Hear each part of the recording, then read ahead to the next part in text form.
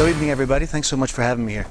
So I am a pediatric anesthesiologist and critical care physician, and I've invented a novel way of eliminating the errors involved in administering emergency doses to pediatric patients.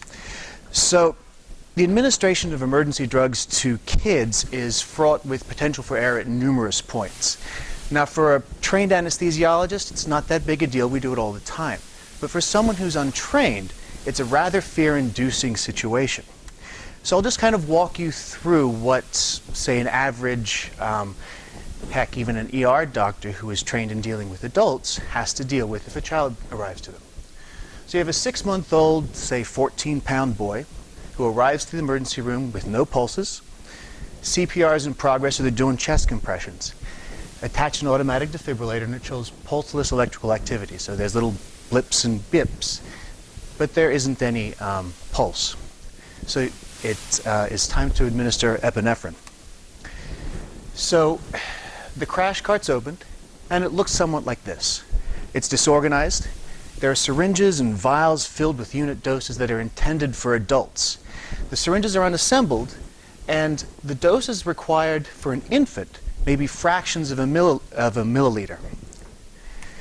So in order to administer this dose to the child, a couple of things need to be done first. First, you need to identify the appropriate medication, epinephrine. That you have to know. Then you have to determine the patient weight, and that's done either by way of visual estimation or a handy-dandy Broslow card, which is usually present in just about every cart. You have to recall the correct dose of epinephrine, which is 10 micrograms per kilo.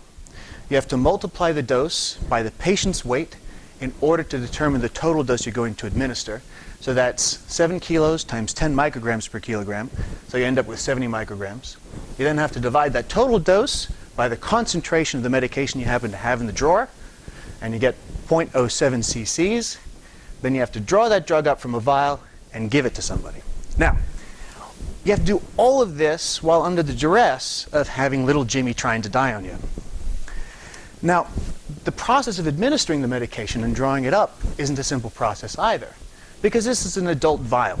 So you have to take the vial out of the box, assemble the syringe, attach it to a stopcock, obtain a smaller syringe, a TB syringe, use that smaller syringe to draw up a fraction of a cc, see at 0.07 there, and then administer that.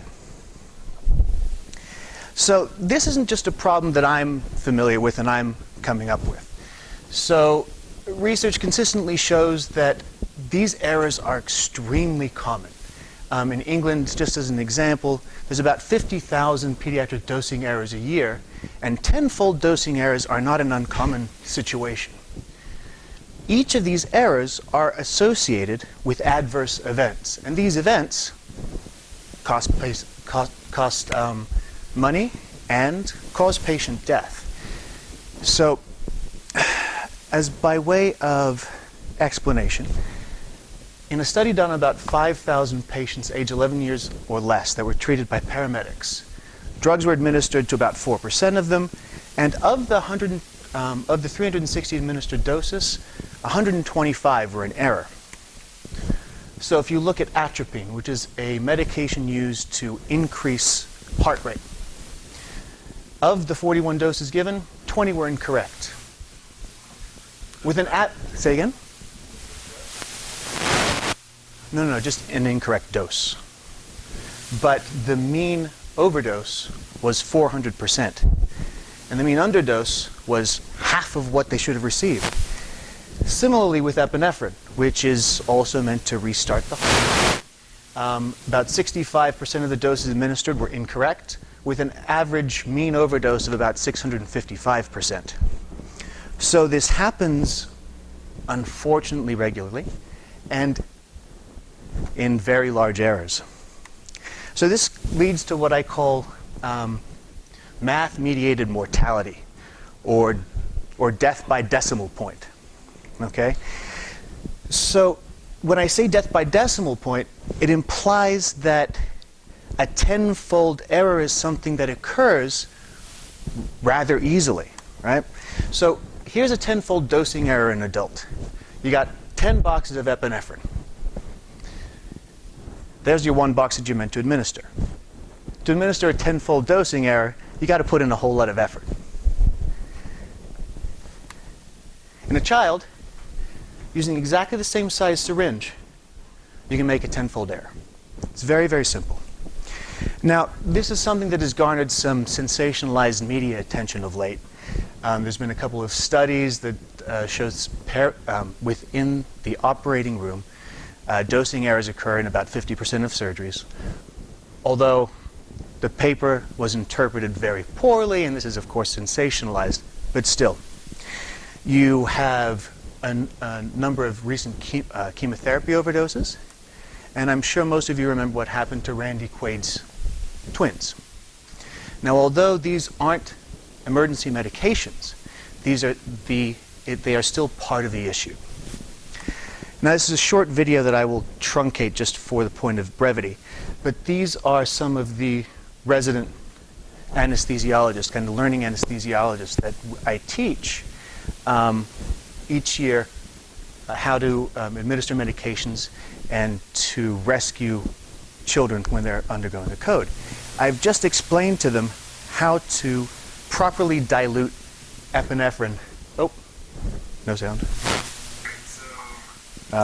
It won't come up.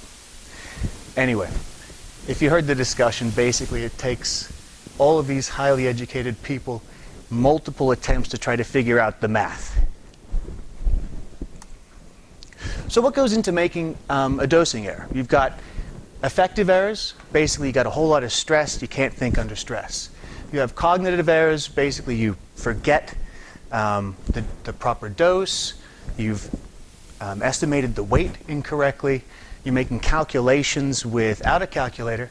You're messing up the milligram per kilogram to milligram calculations, and then again making the subsequent milligram to milliliter conversion incorrectly as well. Teamwork errors also occur where the team of people with whom you're working are meant to cross-check your dosing. And then finally, a procedural error where you can inaccurately administer the dose. And that all leads to a dosing error. So the solution optimally will eliminate the need to recall doses of important code medications, eliminate calculation errors, eliminate incorrect volume administration, be immediately available too. Should be everywhere, in the OR, trauma bay, emergency vehicles, dentist's office, anywhere where a pediatric emergency can occur. It should be very, very easy to use, because it turns out the least experienced and trained practitioners have the highest error rates. And it should be easy to manufacture and disposable. So my aim is to take the calculations out of codes, or take the math out of medicine. So this is the Glad syringe. Let's see. Let me get to this to where it should be.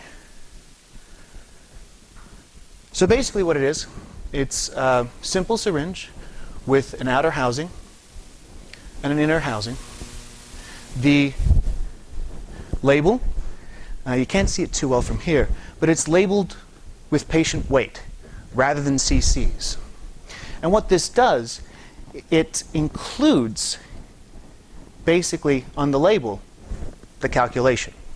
So you don't need to think about how much you're going to give the patient. So if you have a 25 kilo patient, you twist the dial down to 25 kilograms, you depress the plunger, which automatically stops so you can't deliver an overdose, and then the patient gets what they're meant to get. So it's simple and plastic. So it's meant to be a disposable, single-use device, which eliminates contamination and infection issues. It's labeled with appropriate drug, concentration, and weight-based indicia, and that's the kind of key to the whole invention. The threading allows the piece to move up and down towards the desired weight, and the syringe itself is size scalable. My intent is to have it pre-filled with appropriate medication, so it is found pre-filled, pre-diluted in those horrible-looking crash carts that I showed you guys a picture of earlier. So instead of that horrible mess, you'd see a number of these safe and reliable and happy-looking things that you can easily pick up and not have to think too much about. Yeah. Competition. Oh, good Lord. Big machine. Goes in the OR, prints out labels, doesn't do what this does. You've got that Breslow card I told you about, which helps estimate weight. You've got a computerized version, which you cannot use in austere conditions. You've got pre-filled syringes that are intended for adults and don't help you with any of the dosing.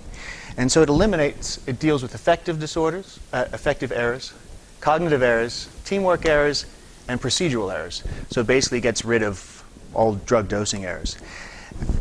By way of comparison, this is the set of steps to administer medication without the Glad syringe. And with the Glad syringe, it's considerably less onerous.